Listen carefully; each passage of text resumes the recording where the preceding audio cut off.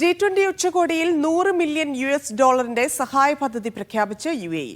ദാരിദ്ര്യത്തിനും വിശപ്പിനുമെതിരെയുള്ള പ്രവർത്തനങ്ങൾക്ക് വേണ്ടിയാണ് UAEയുടെ സഹായം. റിയോ ഡി ജനീറോയിൽ നടന്ന ഉച്ചകോടിയിൽ അബുദാബി കിരീടാവകാശി ഷെയ്ഖ് ഖാലിദാണ് UAEയുടെ സാമ്പത്തിക സഹായം പ്രഖ്യാപിച്ചത്. ഈയിടെ പ്രഖ്യാപിച്ച എയ്ഡ് ഏജൻസി വഴിയാകും UAE സഹായം ലഭ്യമാക്കുക. അന്താരാഷ്ട്ര തലത്തിൽ സമാധാനവും ക്ഷേമവും വികസനവും ഉറപ്പാക്കാൻ UAE പ്രതിജ്ഞാബദ്ധമാണെന്ന് ഉച്ചകോടിയിൽ നടത്തിയ പ്രസംഗത്തിൽ ഷെയ്ഖ് ഖാലിദ് പറഞ്ഞു. അതിഥി രാജ്യമെന്ന നിലയിലാണ് UAE ആഗോള ഉച്ചകോടിയിൽ പങ്കെടുക്കുന്നത്. കാലാവസ്ഥാ വ്യതിയാനം, ദാരിദ്ര്യം, സുസ്ഥിര വികസനം തുടങ്ങി നിരവധി വിഷയങ്ങൾ ഉച്ചകോടി ചർച്ച ചെയ്തു. UAE പ്രസിഡന്റ് ഷെയ്ഖ് മുഹമ്മദിന്റെ പ്രതിനിധി എന്ന നിലയിലാണ് ഷെയ്ഖ് ഖാലിദ് ഉച്ചകോടിക്കെത്തിയത്.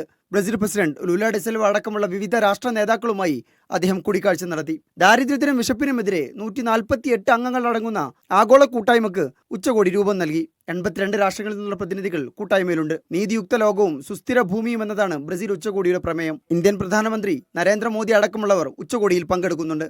Media 1 Dubai.